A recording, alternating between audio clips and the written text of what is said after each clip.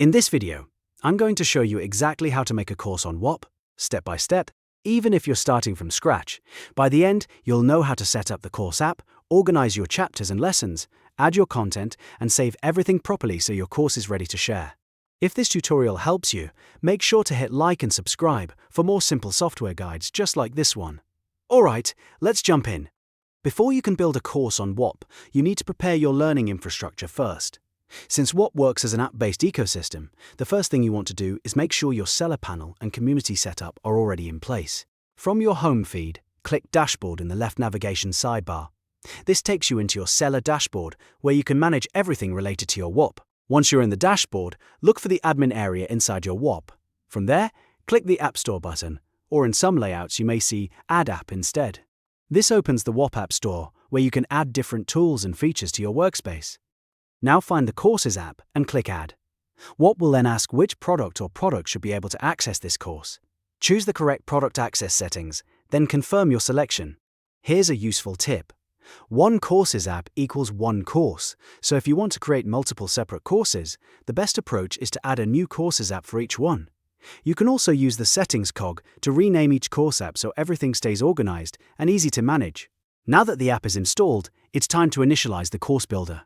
On the left-hand dashboard menu, click your newly added Courses app. This is where your course setup lives. Then click the Add Course button, or in some versions you may see Add Module.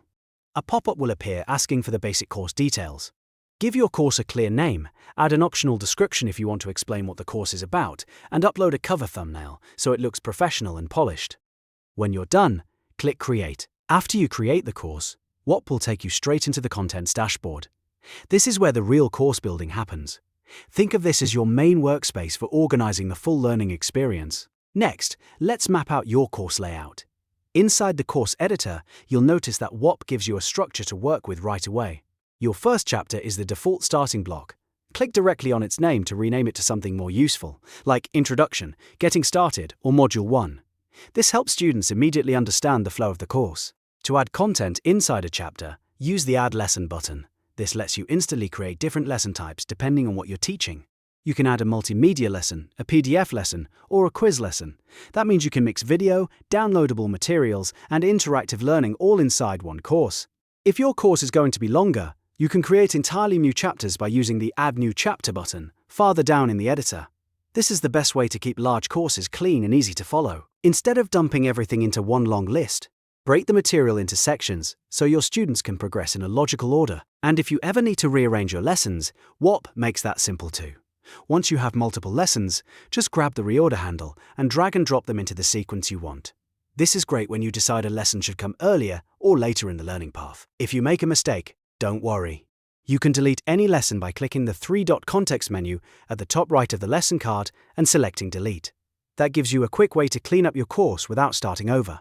Now, let's populate your lesson content.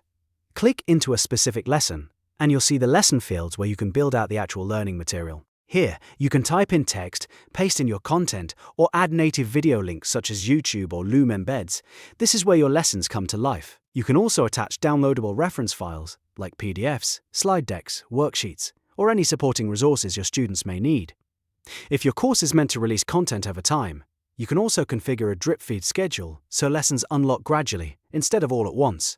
That's really useful for coaching programs, paid communities, or structured training courses.